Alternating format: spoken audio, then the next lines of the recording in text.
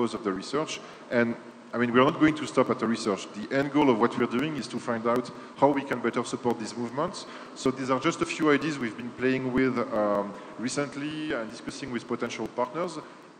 Like, for instance, can we build a new kind of fund that would address the bottlenecks and the problems in the funding ecosystem to fund these kind of companies? Could we build a new kind of accelerator, a new kind of fund?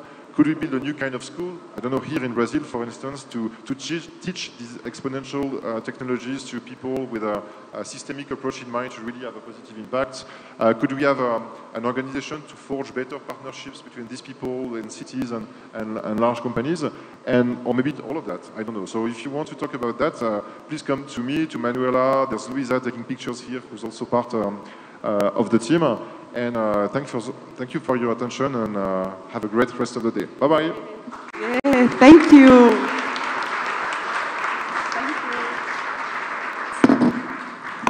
So the next one that I would like to introduce you is Sunblock. He came from US, but actually he's been traveling around the world.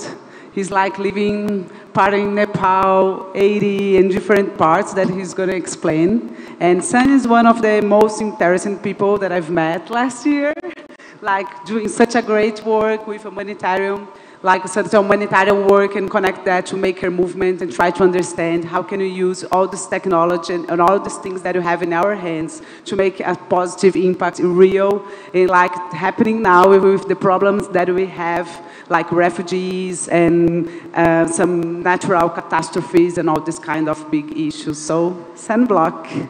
Thank you. So, I've been working in a developing country, crisis, refugee, earthquakes, typhoons, tsunamis, all these different things for the last 13 years. So I hope you believe me when I say that the way humanitarian work is done globally is broken. It's archaic, it needs a lot of innovation. A lot of these tech and things that we see are awesome, but it actually needs to, from the core and the way that humanitarian work is done, needs to change. Not only is it an outdated system, humanitarian need is growing at an exponential rate. Climate change, absolutely, that is on the rise, but also population. You look at the Haiti earthquake, that was a relatively small seismic event that resulted in almost 250,000 people dying. That's because of a dense population, poor infrastructure, lack of resources. So in the first 5 years I was working for other organizations, and I was really looking at a lot of these issues. I got into the industry thinking that it was like, this is something that's like light and positive and gonna help the world, and you start to really get into the system of the large humanitarian organizations and you realize how broken it is. So I kind of gave up for a while, went back to a normal job, and then following the earthquake in Haiti, I started with a new, really simple model. You look at the need growing, and organizations are getting less and less funding. There's just no way that we can keep pace. So something that I think this room would really understand is the concept of sharing resources. You know, all of these organizations are going in with huge budgets, and they're all fighting for a severe lack of resources. Typically after a disaster or refugee setting, there's just a shortage of resources all over the place. So I started this group, I'm gonna come back to that actually, Communitaire, around this idea of creating resource centers, shared resource centers in some of the scarcest resource areas.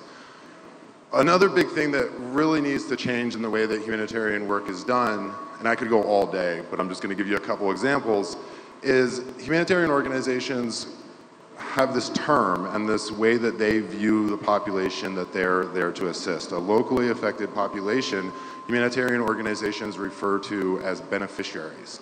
And that's how they look at the people, as they're just the individuals are there benefiting from what it is that that humanitarian organization can do.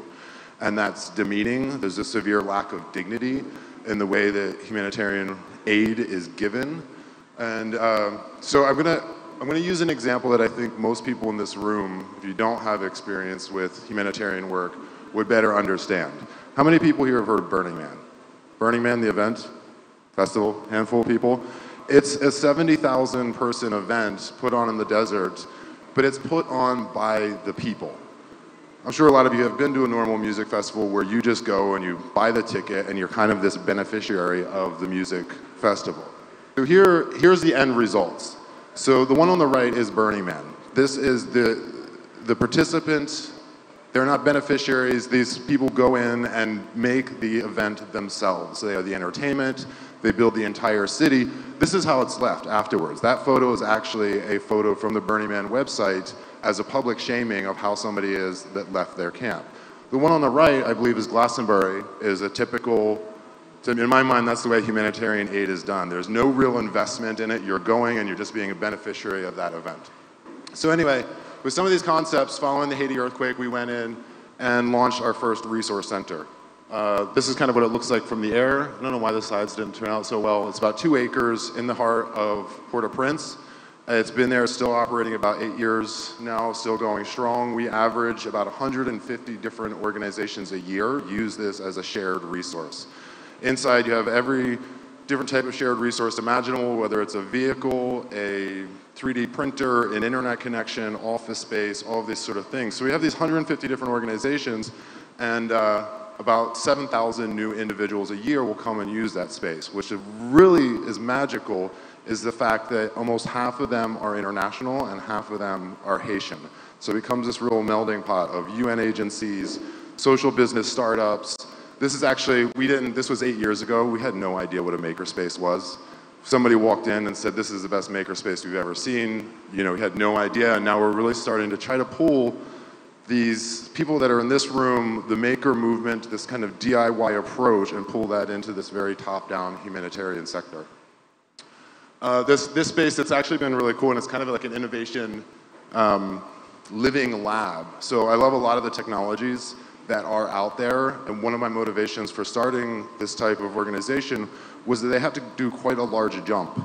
They have to go from a lab in a developing country like WFP, and then they have to go straight from there, usually right into the community.